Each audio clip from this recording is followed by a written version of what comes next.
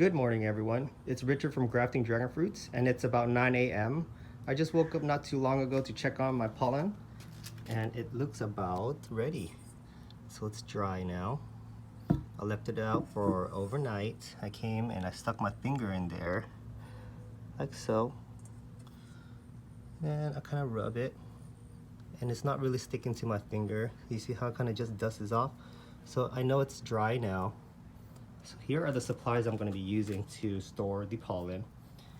I have here a sterile, tightly secured container. I haven't broke the seal yet, so you know that it's good. And I label it Vietnam White and the date that I collected pollen, so I know how old it is. And I have two sizes of freezer Ziploc bags here. One's a quart size. Make sure you get the freezer kind because they protect against moisture and humidity. And I got a bigger size, a gallon, so I can double bag it. I'll put this in here and this in here. And here are some decusant packs that I just buy by the pack because I always use them. So I'm going to be using about 2 of these per Ziploc. Okay, so I'm going to put the camera down and start storing the pollen so that way you guys can see how I do it. Oh, and this piece of white paper is just to create a funnel so I can pour it in there without losing too much. So let me turn the camera around. Hi guys. All right, so here is my container. I'll go ahead and open it. Make sure when you are handling your pollen to store it that your hands are very dry. Don't have any moisture in it because you don't want to add it into the container that you have here. So here I go. If you're a klutz like me, this is a good way to get your pollen in. You see how I funnel it in there? Just like that. And my pollen here, we're just gonna tap that in. And there it goes. So all my pollen is in here now. I can remove my funnel.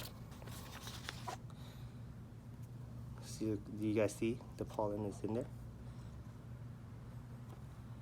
So now I'm just gonna tightly secure it.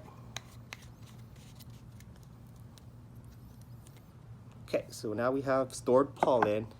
What's next is my first little quart Ziploc bag that's freezer safe.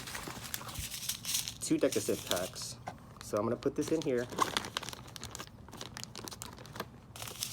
Add this in. I like to do it up on the top, and I'll do one in the back. So that way, if any moisture gets close to the cap, my decusant packs is gonna suck up that moisture right away. And what I do is I push out all the air, just like so. And we're gonna tighten it up. So this is just the first step. We're gonna do the exact same thing, but now with our gallon bag. Same thing. Take this, put it in there. We'll grab 2 more decusant packs. Same thing. We'll put one in the front. Or actually, I'm gonna put it next to the zip because we already have 2 in the front. So 1 in the front and 1 in the back, just like so. And then now I'm gonna push out all the air.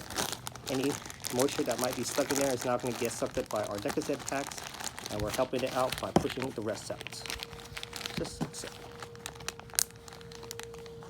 Okay, so that's it. You just store like this.